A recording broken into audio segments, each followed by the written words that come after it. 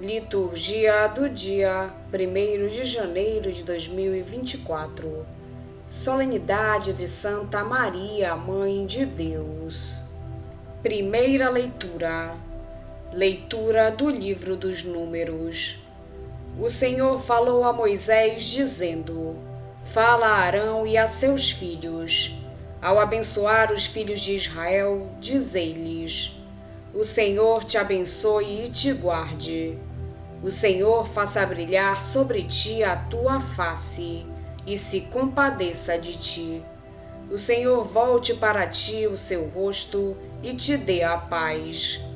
Assim invocarão o meu nome sobre os filhos de Israel, e eu os abençoarei.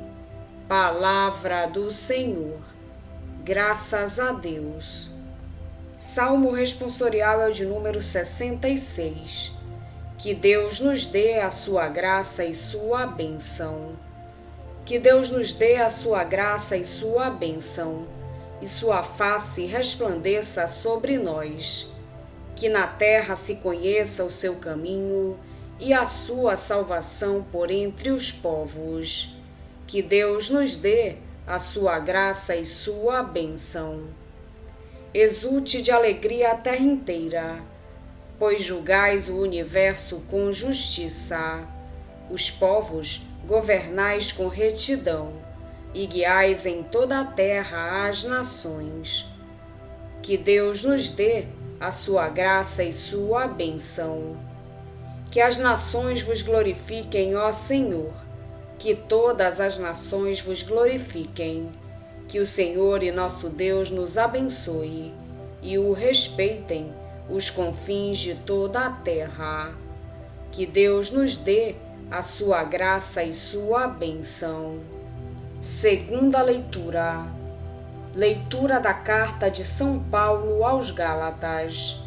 Irmãos, quando se completou o tempo previsto, Deus enviou o seu Filho, nascido de uma mulher, nascido sujeito à lei, a fim de resgatar os que eram sujeitos à lei e para que todos recebêssemos a filiação adotiva. E porque sois filhos, Deus enviou aos nossos corações o Espírito do seu Filho, que clama: Abá, ó Pai. Assim, já não és escravo, mas filho. E se és filho, és também herdeiro. Tudo isso por graça de Deus. Palavra do Senhor. Graças a Deus.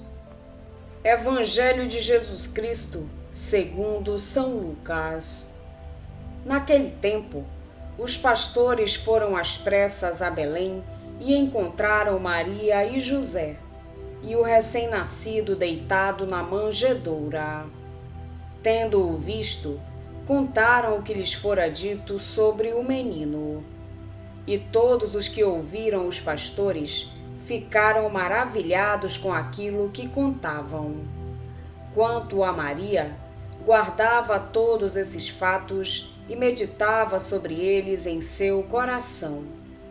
Os pastores voltaram, glorificando e louvando a Deus por tudo que tinham visto e ouvido, conforme lhes tinha sido dito.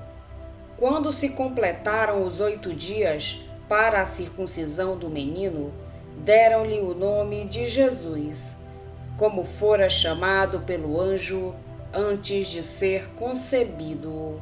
Palavra da salvação. Glória a vós, Senhor.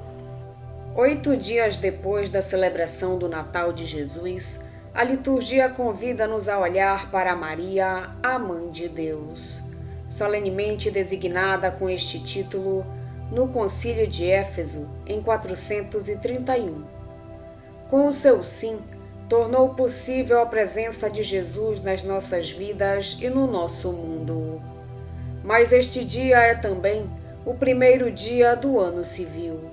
É o início de uma caminhada que queremos percorrer de mãos dadas com esse Deus que nos ama, que nos abençoa e que conduzirá os nossos passos com cuidado de Pai, ao longo deste ano novo. Também celebramos o Dia Mundial da Paz. Em 1968, o Papa Paulo VI propôs aos homens de boa vontade que no primeiro dia de cada novo ano se rezasse pela paz no mundo. Hoje, portanto, pedimos a Deus que nos dê a paz e que faça de cada um de nós testemunha e arauto da reconciliação e da paz. As leituras que a liturgia deste dia nos propõe abraçam esta diversidade de temas e de evocações. A primeira leitura oferece-nos, através de uma antiga fórmula de bênção, a certeza da presença contínua de Deus ao nosso lado nos caminhos que percorremos todos os dias. Ele será sempre para nós fonte de vida e de paz. Na segunda leitura, evoca-se o amor e o cuidado de Deus, 1000 vezes manifestados na história dos homens. Ele enviou o seu Jesus ao nosso encontro para nos libertar da escravidão e para nos tornar seus filhos. É nessa situação privilegiada de filhos, livres e amados, que podemos dirigir-nos a Deus e chamar-lhe Abba, Papai. O Evangelho mostra como a presença de Deus na nossa história é fonte de alegria e de esperança para todos os homens e mulheres, mais particularmente para os pobres e os marginalizados. Sugere ainda que Maria, a mãe de Jesus, é o modelo do crente que, em silêncio e sem espalhafato, acolhe as propostas de Deus, guarda-as no coração e deixa-se guiar por elas. Com respeito ao Evangelho, o texto do Evangelho que a liturgia nos oferece neste primeiro dia do ano é a continuação daquele que foi lido na noite de Natal. Uns pastores que escutaram o anúncio do nascimento de Jesus dirigiram-se a Belém e encontraram o menino deitado numa manjedoura de uma gruta, onde os animais se acolhiam para passar a noite. Continuamos no domínio do chamado Evangelho da infância de Jesus. O objetivo do evangelista não é fornecer-nos um relato de acontecimentos reais que rodearam o nascimento de Jesus, mas sim oferecer-nos uma catequese sobre a identidade do menino do presépio e a missão de que ele foi investido por Deus. Os pastores, personagens centrais no evangelho deste dia, eram, de acordo com a mentalidade da época, pessoas pouco recomendáveis. A literatura rabínica descreve-os como gente violenta, ignorante e desonesta, que levava os rebanhos para propriedades alheias e roubava parte dos produtos que o rebanho proporcionava. Eram também vistos como pessoas que não praticavam os preceitos da lei de Deus. Pertenciam à categoria dos pobres e marginalizados, que viviam à margem da comunidade do povo santo de Deus.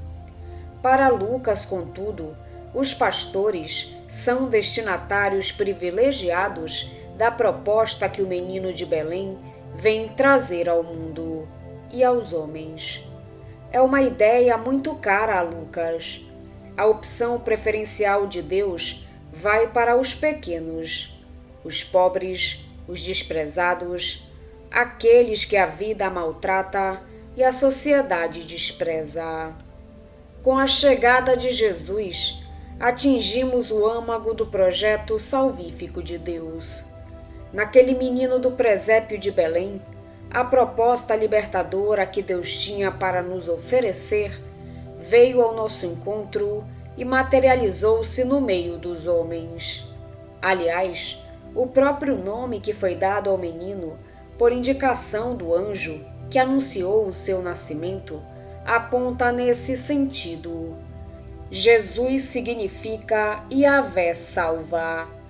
O menino do presépio é o Salvador, o Messias, Senhor. O que parece estranho é que a boa notícia da chegada de um Salvador seja dada em primeira mão a gente improvável. Esses pastores, que a sociedade palestina tinha em tão pouca consideração e considerava longe de Deus. Lucas está a afirmar dessa forma que a proposta libertadora que Jesus traz se destina de forma especial aos pobres e marginalizados, aqueles que a teologia oficial excluía e condenava. Deus aproxima-se deles em primeiro lugar para nos dizer que os mais desgraçados, os mais abandonados, os mais esquecidos, têm um lugar privilegiado no seu coração de pai e de mãe. No texto evangélico que a liturgia deste dia nos propõe, Lucas compraz-se em descrever a forma como os pastores respondem à chegada de Jesus, o Salvador. Diz-nos em primeiro lugar que eles, depois de escutarem a boa nova do nascimento do Libertador, se dirigem apressadamente ao encontro do menino. A palavra apressadamente sublinha a ânsia com que os pobres e os marginalizados esperam a ação libertadora de Deus em seu favor. Aqueles que vivem numa situação intolerável de sofrimento e de opressão reconhecem Jesus como o único Salvador e apressam-se a ir ao seu encontro. É dele e de mais ninguém que brota a libertação por que os oprimidos anseiam. A disponibilidade de coração para acolher a sua proposta é a primeira coisa que Deus pede. Em segundo lugar, Lucas descreve a forma como os pastores reagem ao encontro com Jesus. Começam por glorificar e louvar a Deus por tudo o que tinham visto e ouvido. É a alegria pela libertação que se converte em ação de graças ao Deus libertador. Depois, esse louvor torna-se testemunho. Quem faz a experiência do encontro com o Deus libertador tem obrigatoriamente de dar testemunho, a fim de que os outros homens possam participar da mesma experiência gratificante.